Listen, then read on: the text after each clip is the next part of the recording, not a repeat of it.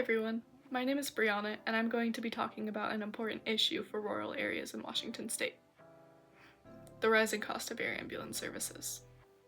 As hospitals close in rural communities, many people are in need for air ambulances, but these services are becoming harder to afford. This is a big problem, as many rural areas depend on air ambulances for emergency care.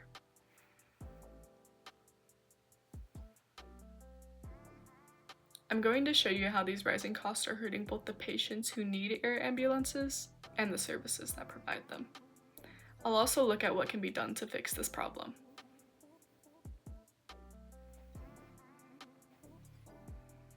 As more rural hospitals close, people have fewer options for emergency care. An example of this is in Eastern Washington. Residents often have to rely on air ambulances to get to the nearest hospital. But due to the no extra funding to support this increased demand, air ambulance services are facing financial struggles. An example of this was a case of a patient in Ephrata, Washington, who needed emergency transport to a hospital that was over 50 miles away. This cost the patient well over $30,000. This example shows how expensive air ambulance services can be, especially in more rural areas.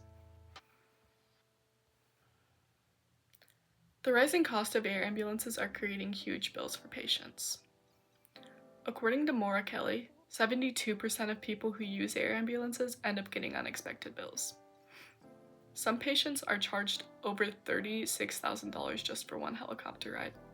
This is a major problem in rural areas, where people may not have any other choice but emergency transportation. A family in rural Washington had to pay over $40,000 for an air ambulance ride after a loved one had a heart attack. This financial burden adds stress to an already difficult situation. Air ambulance companies are also struggling financially. The demand for services is high, but these companies often don't get enough funding to handle the increased need. This is especially true within rural areas, where they have to travel long distances with fewer patients to carry, making it harder for the company to stay profitable as a whole. In some cases, air ambulance services have to raise their prices just to stay in business, which then increases the cost for patients as well.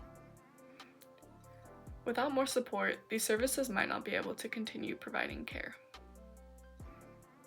In 2019, a patient in rural Wyoming was airlifted to a hospital after a car accident. The patient's insurance didn't cover the full cost of the air ambulance, and the family was left with a bill over $50,000. Yeah, $50,000. The high cost was due to the fact that air ambulance company was an out-of-network for their insurance. This case highlights the financial strain that is placed on patients who rely on air ambulance services in rural areas, where these services are often the only option for emergency care. So, what can we do about this? First, we need to make air ambulance prices more predictable. One way we can do this is by setting rules on pricing so that patients don't get surprise bills.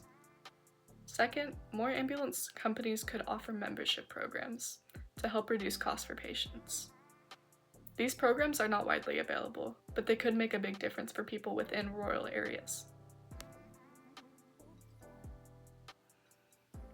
In conclusion, air ambulance services are essential for rural communities, but the rising costs are a real problem.